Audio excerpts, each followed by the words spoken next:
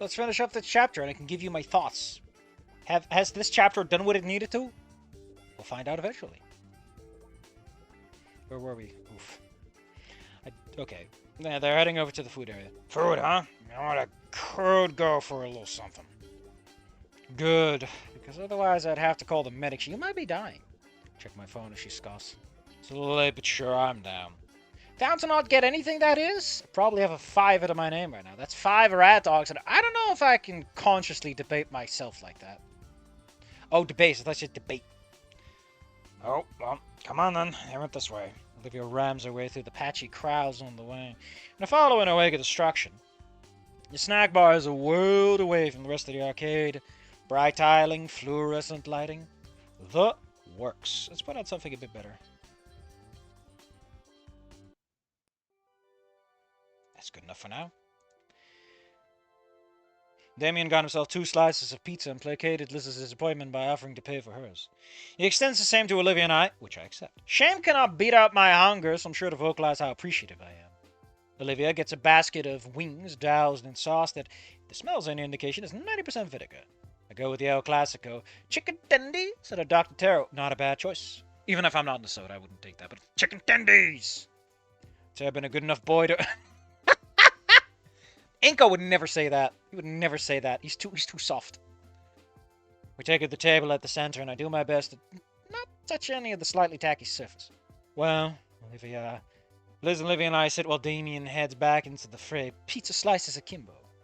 Liz's head tracks like an electric dial, and tracks the energetic dialo, foregoing being able to eat a salad for now. So it's just me and Olivia, and she wastes no time eating the wings by the handful. Whole. Bones and all. I'm no vegan, but hearing those horrific crunches ringing out like gunfire really makes me consider a lot. But waste not, want not. I begin devouring my chicken tenders almost as quickly as she is. Holy shit. Holy shit, Liv, it sounds like you're eating handfuls of gravel at that speed. Olivia tongues out a bone outside of her maw before snapping it in two and sucking the pieces back in. I do my best to hide the shuffer. Look at you eating my own basket. Now more reserved and trying to block out the Tasmanian gator's mouth sounds. So after we're done eating, anything else you want to play? Olivia thinks it over, rolling a bone between her teeth like a cigarette.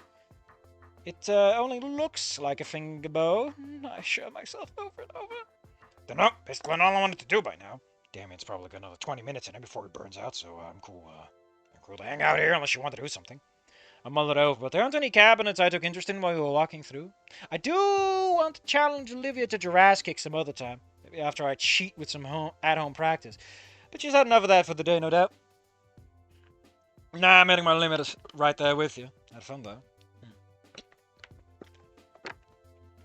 Wait, who said this? She looks away at my words, suddenly distant. We should do it again sometime. Yeah?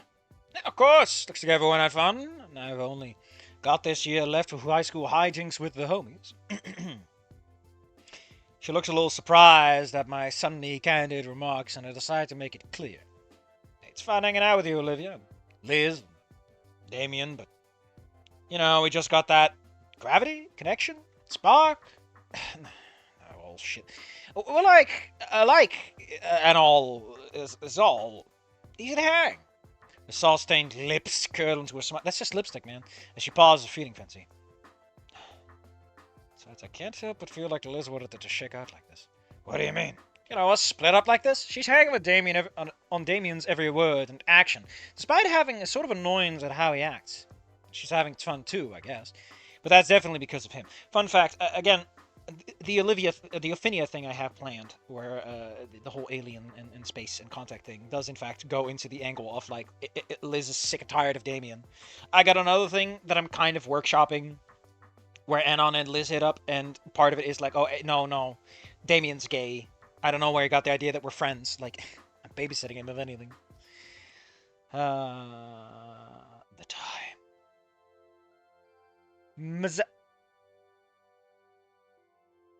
Took you this long? Thought you were sharper than that. Never make assumptions about the depths of my stupidity. Picked it up a while ago, and I'm a whole retard with stuff like that. Most surprised that Damien is still aloof. I mean, how obvious can it be? To be surprised what he could overlook. Yeah, but sticking together like glue, annoying each other with never getting mad. Laughing at each other's jokes, even when they suck. Friends. You're describing friends. Yeah, maybe you see it too. It's something in the eyes, which catch my throat because we lock eyes. There's a silver pool shimmering against a yellow sclere. Ew. That just sounds gross. I find myself falling into them. That's so weak. Ew. You did that so weak, like you're not even trying. What's that look in her eyes mean? Stay deep in those of finding out. The words have already long died on my tongue. Smack. Oh, what the fuck? I rubbed the vertebrae. This was just tail thwip. Stop staring at me. He averts her face and holds a palm to her snout. Hey, you were doing it too. I shake my head. Was I saying? I mean, yeah, I was. How long? Anyways, I wanted to know, what's that big symbol on your canteen? Oh, that's from some old anime I remember growing up. Nothing really special. Well, that can't be true if you put it there. What's it about? Olivia's irises dilate massively. She has the soft, eager look as she coos. Do you want to know? Holy shit, that gave me heart palpitations. I release the genie now. Cat's out of the bag, and I'm excited. Sure, try me. Sure, try me. Or if you really want to know, it's not like any other anime. It's called Gundam! And it's about warring ideologies in a world where mechs called golems, and it focuses on two characters, Amaru and Char, and they fight a proxy war between Earth Federation and the Separatists Young. Sounds interesting, but what's that symbol of? Oh, it's Zeon's symbol, that like a sovereign confederacy against the Federation's control.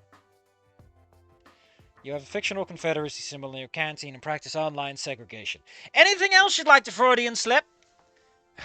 It's not even like that. I mean, I would like to point out that the Confederacy as a concept is just like a structural term, right? You can have, you know... Can you? Because, you know, at that point, you can be like, oh, you're a monarchist. You're also into the sovereign part, right? Because that's also associated with independence, as like an independent state, a sovereign state, and all.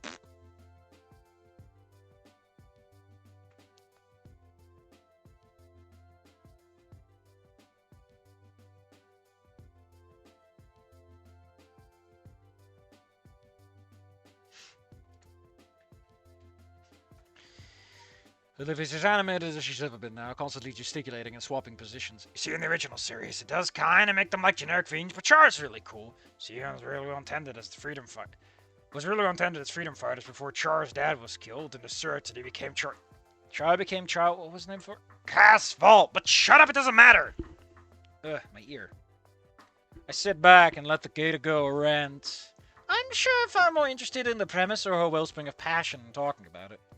How would Anna not know about Gundam? She spends a great deal of time recounting the whole OG series and pointing out a specific episode by name, and then starts leaping into a talk about alternate universe series. My favorite series is Zeta. It's so fucking awesome.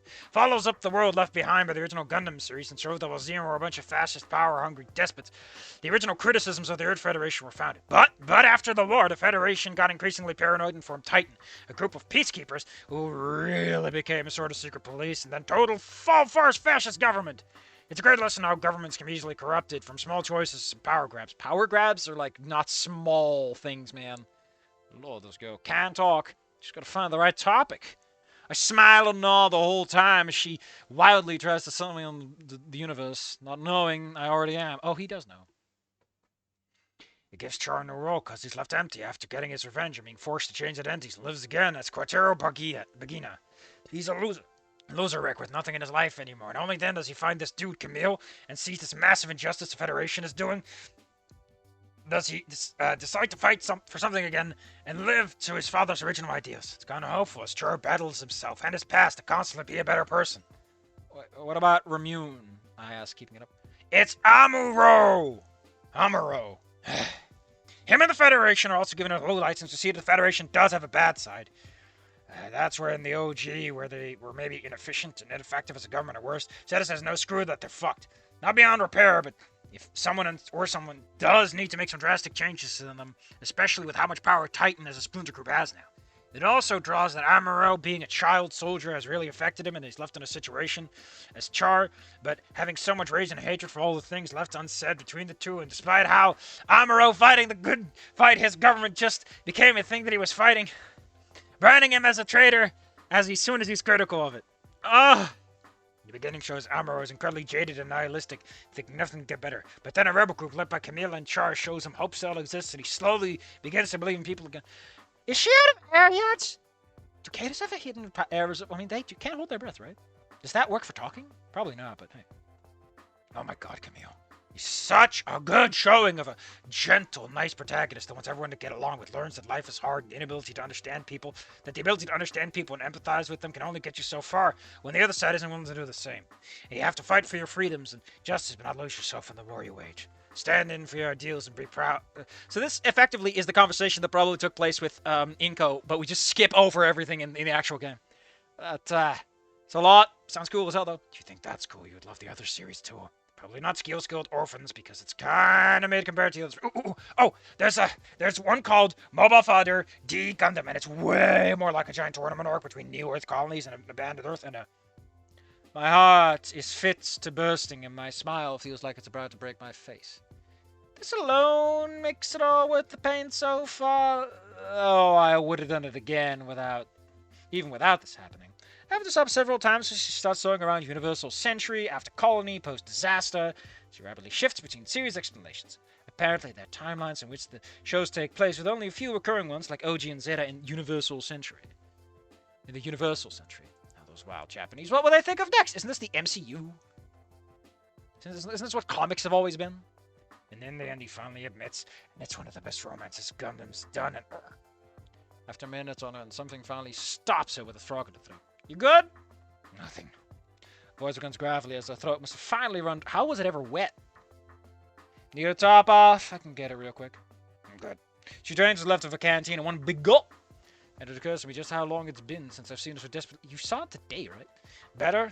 She nods and responds, but doesn't continue her rant, disappointing me a bit. But I've probably been babbling for too long about it. Nah, it's good to hear you talk about stuff like this. Still. Hey, besides, you let me talk about my favorite show. Want to tell me about yours? My favorite show, huh? It's actually been a while since I earnestly liked something, and way longer since I've enjoyed a recent title. There's a million I could choose from, but I'm finding myself on a 90s kick with Olivia's Choice in mind. Ever heard of Yu Yu Hakusho? Never heard of it. What's the deal? I stand dramatically, places a foot on the plastic seat before me. Yo-ho with a bottle of rum. Well, strap in, bitch, because you're about to get an earful. She smiles wildly to begin my spiel, and I try to keep it vague enough to inspire interest without spoiling anything. That's right, only three major arcs spanning 100 episodes. What the hell, Ed? Are you trying to get me to a Gen X One Piece? No. It's already complete, and they aren't looking for some ambiguous bullshit treasure. You want to talk about fighting tournaments? The Dark Tournaments will blow your tits right off. Chapter Black will rip your heart out. The Demon Tournament will give you the best kind of post-show depression. I gush more about the major villains, realizing how long it's been since I've seen the show myself. Maybe even like watching it anew. Olivia ribs me for saying it was actually a good dub, and I passively ran about not only how and I passively ran on about how only cringe reboots think they're all bad. Sure, most trash, but 90% of the time it's because hearing someone say the line in English is cringe no matter what. Yeah, there is a certain degree of localization issues going on, you know. Whatever, Anon, but we're watching Gundam as God Intended in Japanese. I'll consider tolerating your show in English if that's what you really want about. I give an exasperated martial arts bow. Exaggerated. Thank you, Miss Livlon. She throws her head in the ground. Stop! Change my name in your phone if you're gonna do that. I'm gonna make you watch Power Raptors with Vinny instead if you keep this up. I'll still fuck with Power Raptors, Miss Killjoy. Olivia laughs at that before becoming more sullen. It's funny, though. She looks into the middle distance. I remember my dad letting my dad watch it as a kid. Finny got into it because I showed him. Oh, cool. Hey, about your dad, you haven't really mentioned him much. Sorry if I shouldn't have. She looks a bit more sad in answering, but not distraught. He's just away a lot. He's on contract with the DoD. What, the Department of Defense? That's pretty cool. Should probably explain that, because I don't think a lot of foreign people would get that. Would the average Mexican know what the DoD is? Because that's really, like, considering Wani and Snoot game, that's like your biggest secondary foreign market, right? Is probably the Mexicans. Because they apparently really like Rosa and shit. Are they into Wani, though? Yep. He's been with the Air Force since I was a baby! Olivia regains her resting face again. Normally he's not called that often, but when he is, it's pretty lengthy. Weeks, even months. Oh, that's rough. Couldn't be me, I barely spoke to my parents when I lived at home. It isn't all bad. So call each other, sends messages. The work just keeps him busy. Yeah, that's good at least. Could be worse. If he was a secret agent or something like that, it wouldn't be possible. The jaw talks out of mood a bit. What about your parents? What's their job? And there it goes. Curd like sour milk. Well, my dad's blue collar, my mom's white collar. How the hell is your mom white collar? Oh, secretarial. Something in a factory for dad, and I think secretarial duties for mom. So that's still what they do? Assume? Oof, didn't want to have to explain this with even a little of my peers, much less my friend. Yeah, I remember when I said I moved across the country for reasons? It was alone. We don't talk much. I mean, it's been so little, I doubt they changed jobs. A look of realization dawns on her face. Again, to me, blue collar just means that you're a poor person, but I guess it does mean like what the job itself determines and not the pay. Sorry to hear that, I didn't know. Oh, it's no big deal, really. I've got an okay apartment for myself, and it's nice to be somewhere new. Like I said, take it from someone without much of one, but the pain's as good as a family as you can find. Your dad still loves you, and you have him too. She averts her eyes and tries not to retort, finally understanding why I've said all I have now. Liz suddenly starts jumping up and down and shaking her hands. Why did you do now? Don't do that twice in a row. What the hell is she? Anon! Olivia! Damien comes sprinting up with arms full of ball... Baled? Oh, like a hay bale, right?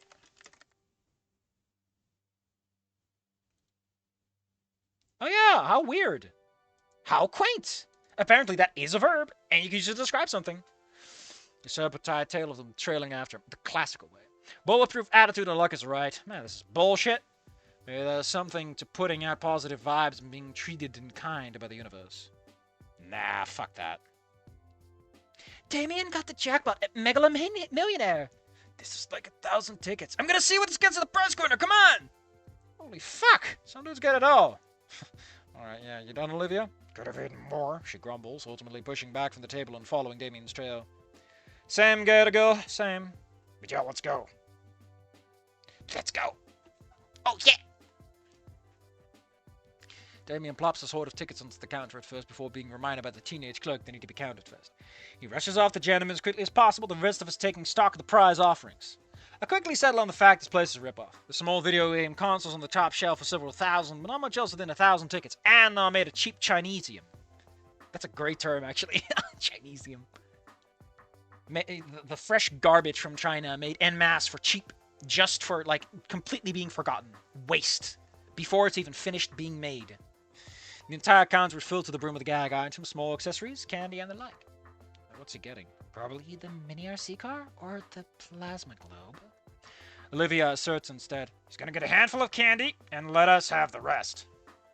Really? I ask, but it's hardly surprising. Even I was pretty impatient with places like these as a kid. But then again, I'd only go to them every once in a blue moon. Either blow all of them at once at the end or lose them at home. Alright, I'm back. The ticket he hands over has 1,247 tickets on it. It barely covers any of the plushies hanging on the wall. Let's see how one. How about that? He points out a foosball table at the top shelf, clearly labeled 12,000. The clerk says it'll be out of our prize range by quite a bit. Disappointing. Damien, you can do math, right? I like to imagine that he just never looked at the ticket. He was just like, oh, man. Well, oh, dang it. Oh, dang it. What was that from again? Oh, yeah, the gambling one. Let's go gambling! Well, I'm out of ideas. I guess it's some of those then. He points to a bag of candies, exchanges tickets, and turns to us. It's probably like those jelly beans that are of all flavors, you know. You guys can have the rest. Olivia smirks up at me and across my arms with a response. Oh, come on, that's not that impressive. I'd never let it go if you ended up being wrong, though. Liz counts herself out. I don't really need anything here. Well, neither. Nothing I care for either, I admit. Olivia wheels around the room here and there, searching. I might want something. Then something catches her eyes and they begin to sparkle. Whoa, look at that. Following her finger, she points to a plushie strung up in the corner. It's an oddly green amphibian thing with pink blotches for its cheeks and no other in sight. It evokes a need of violence within me. Why does everyone hate the plush? It's a cutie! That one? I know. Something about it makes me really want to tie it to a fire we can set off in a deep fryer. I wouldn't be nearly so creative. Drop kicking it into a wood chip is fine by me. You guys are rude. I'm not saying you're wrong, though. He looks like the reason we have taxes. Oh, does Damien even have the capacity to contextualize taxes? I do not like this plushie. It's smug aura mocks me. It's evil, Olivia. Does this plushie show up in her room anyway? That feels like an obvious thing to do, right? Is you go to her room and the plushie is there. Because I don't think you visited her room before this. So it could just be there. And you'd never have to edit the art. And I just never noticed. Probably, oh yeah, Olivia's room. Well, there's that virus. Oh, there's an Among Us plush in the corner? I never looked close enough, but that's an Among Us plushie. Oh, she has a backpack? I never knew. There's a weird purple string on her bed. What is that painting of a butterfly? There's some lights strung up. Man, someone really likes those lights in the girls' room, because they did that with Fang, too. Or is that a holdover from old art? Like, was that already done? Man, this room looks kind of shit when you look real close. Like, man, this art's kind of rough. Holy shit, it's rough compared to some of the other stuff. I guess they had to do this one from scratch instead of digitizing or having a base. Why does she have a giant grassy carpet? Against the books, you could tell that's fucking grass. I guess she likes to lay on the grass. However, I do not see the plush. How quaint. I love that they don't get rid of the god's rays from nighttime, so it's like, oh, that's the moon, Safi. Oh, the blackout is different. Yeah, the one where she paints over her window is actually different from the other one. That's cute, kind of cute. I like how she has candles on during the day. What is wrong with you, Olivia? You can't just light candles in your room. Well, like I said, they could have... The clerk says, I've gotten used to it. Been around here for years. So, tell it I hate it. Damien regards with the same level of disgust, even as Olivia becomes more and more smitten by. Wow, she looks just like me. Really? This girl's having a What is it with Gosling? One day I'll know. It's having a Gosling moment with an ugly plushie. She's such a freak. It's kind of awesome. Her love for it kind of cracks my hateful disposition, though I still think it possesses the soul of a murdered Victorian child. She stares into its black, beady eyes as it's handed over to her. Yep, just like me. I'm gonna set that on fire sometime. Not if you like having both arms. Yeah, you have to for a reason. Two continue bickering back and forth for a bit. Okay, a long bit. Several minutes, in fact. This is the first to break up the two. Guys, it's getting late. I think it's time we head out. She's right about that. It's still school night, and my bedtime habits are terrible enough as it is. Not enough shitpost time, and I'll make time and end up regretting it tomorrow morning. Still, thank God it's Friday tomorrow. Damien stops us at the door on the way and breathes heavily. You know, this was a lot of fun. All of us coming here for the first time in a while. Thanks for taking us ladies. Oh, no problem. Suddenly she was bashful under his gaze. Thank you guys, too. Yeah, I had fun. Should do it again sometime, right, Olivia? It's like a safe bet that if anyone asks anyone anything, it's often just in anon, if it's not specified otherwise. I turn to her, only to see she's a ways away, staring at a machine just as it blinks off. Olivia? She starts a bit at my words, turning around with this guilty look on her face.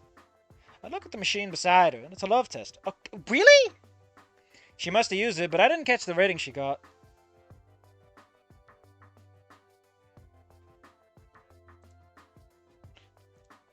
Wasn't the love test like not even used in the game? Was it just like a cute prop? I forgot.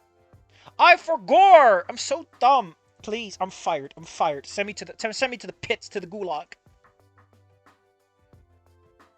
Holy shit, we got something fun to look at. We have a comparison of Snoot Game's rooftop scene and Wani's bridge scene. I think we got something to do in a bit. I think this guide had like a little bonus section.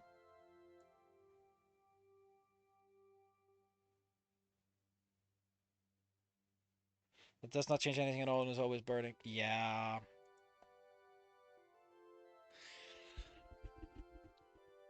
Final thoughts.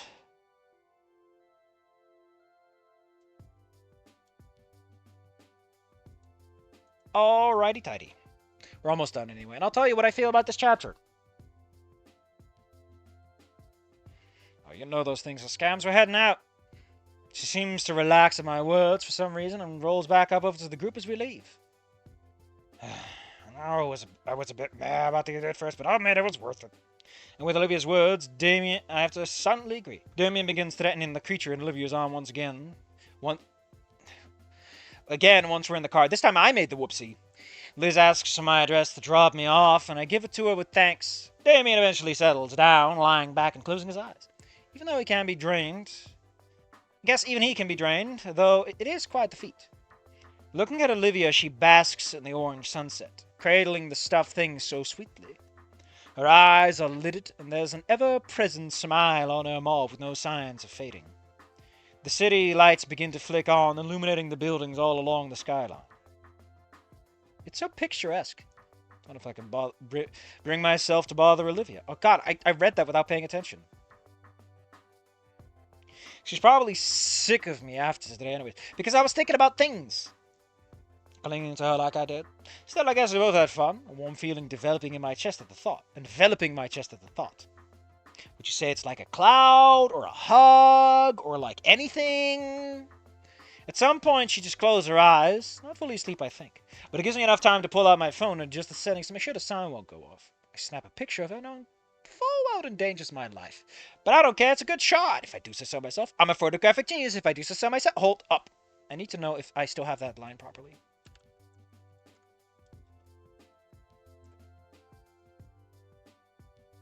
I don't want to go to Wikibound. I want to go to that Starman one.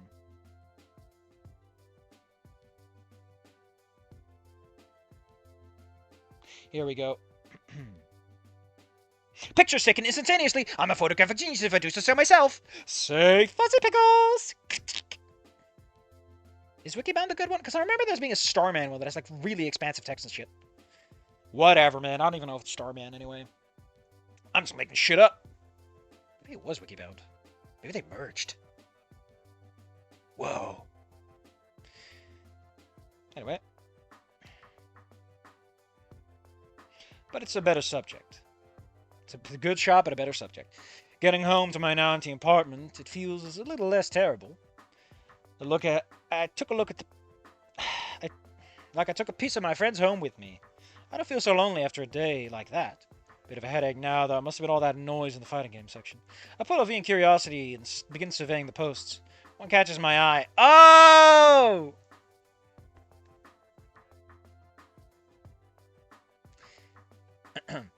Some motherfucker pulled up and used the J-Jitsu today. Even set the Nerf cope. I'm a man of my word, and I turned his ass inside out. Venue owners know me, so they vouch for me with the cops. I'll do it again, mark my words. Oh, it can't be. Seriously, Buster? Small world, I guess. There's only so many losers in the world to be that fragile they have to talk about it right away. I type back. Type my reply back succinctly. Thy mad keck. Homo. Pixar didn't happen. Forget. Wait a minute. I forgot. A frigate? The Spanish are coming!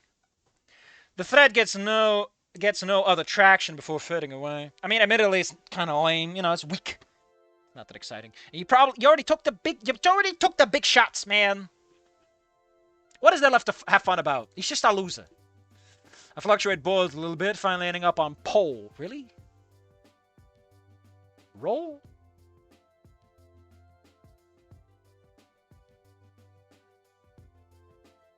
What's the selp slur? Then I spot another post that ices my veins over and fills me with shame. Which one of you cock-goggling bastards told the Lizard Lounge about the soap slur? I know it was one of you, and I hope you get your ass ripped by the devil in the Ninth Layer Hill. Listen, the devil doesn't do that in a Ninth Layer. That's for traitors.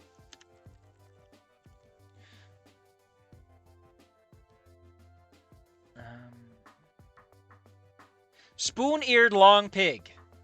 Oh, so that was a special slur. I didn't know. Listen, I'm a very uncultured man.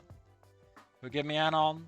I know I have betrayed. You're Anon. You can't just. This is why, right? This is why the game doesn't use Anon and 4chan, because if they do, this is really weird when you think about it, right? It's way too on the nose. Forgive me, Anon. I know I betrayed my brothers, but we will overcome. I typed my succinct response. Just don't give a shit, skinny. Hominid fragility here. Holy shit, man. Anon. Fucking gunslinger, right? He pulls out one, pulls out the other. Man's... Why is anyone even showing up for anything? If this man is just pushing lead. That's enough of that. I search my Xbox library and find that I do have older Jurassic title. Not sure how it measures up to the one in the arcade. I spend the last bit of my night practicing on that, getting a feel for the basics on training mode. God, my head pounding though. Maybe it's the dehydration. Just pound some water tonight, Olivia style. So, what do I feel? It was technically involved chapter to write, from 4chan boards to fighting game slang to Gundam rants. Thanks to my best friend for providing a rant. Okay. What are the comments like? Anon does bond better with the gang and lives on a rock.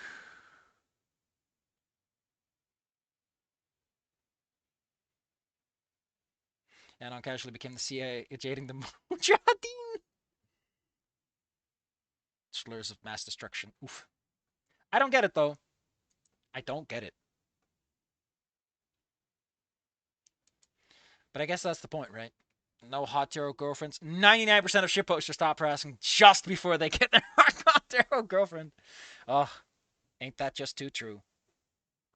Elder Gaming has me hyped to witness the sweatiest rock ring match.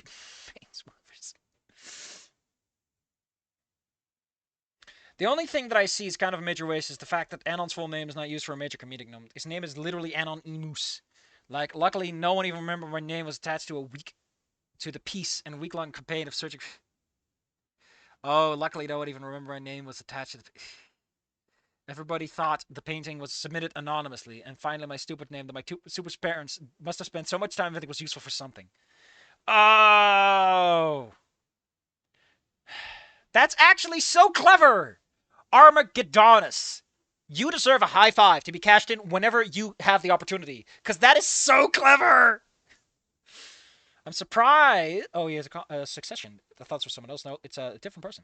I'm also surprised he didn't have Anon suggest Livia to use her tail to manipulate the pedals of rune robbers. Yeah, that's a weird one. It's bad enough that Inko didn't give that suggestion. I mean, it requires some knowledge. But I expected more from Anon. Really, though? I was kind of torn in the in-universe recognition of his name as a pun. I feel like it can either come as dumb of cheesy or really indicative of his parents, like you mentioned. That being said, it would have been a banger way to use it, though I'll refrain from editing it since it's already passed. Isn't that such a weird thing about fanfictions, is you can't do that? My mention it similarly, though. Like, you can just, on the next post, in the pre-notes, put, like, by the way, I changed this. Never underestimate the primate brain. You mean apophenia. And our pattern finding. I also forget that Ann lives in Skin Row. Therefore, when Liz asked him for his home address, he should have even given her a fake location. No. Yeah, he lives in a normal apartment complex. You forgot that. Because somehow I don't believe in people knowing he lives with people. Less of a too much like we're chatting old. Yeah, you still use the fucking racial segregation one, man. Even though this entire scene would work a little better if it was more downplayed. Anon X Olivia. Oh, it's better than Inko X Olivia. I don't know, man. I don't know. We just don't know. Yeah, people don't mean those. I guess that's just nicer about it. I love the who.